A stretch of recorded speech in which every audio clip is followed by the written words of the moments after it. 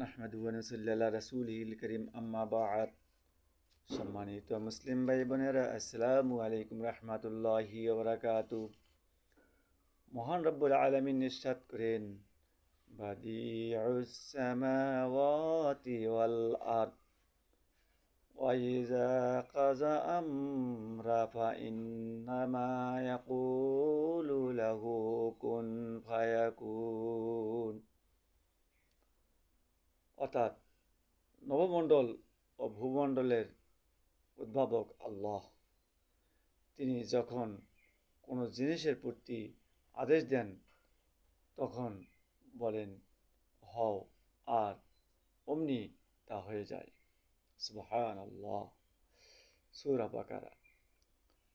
তো এখানে স্পষ্ট কথা যে একটি বিশাল বিস্ফোরণের মহাবিশ্ব সৃষ্টির সূচনা হয়। এই বিস্ফোরণ কবে, কোথায়, কিভাবে হয়েছিল তা মহান আল্লাহই অধিক জ্ঞাত।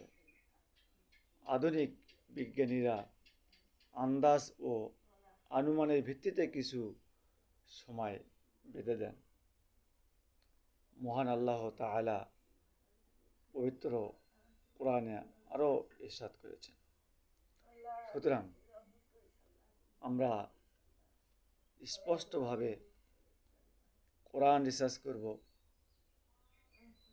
এই কোরআন কিন্তু আজকে নাজিল হয় নাই, সেই বহু আগে কোরআন অবতীর্ণ হয়েছে।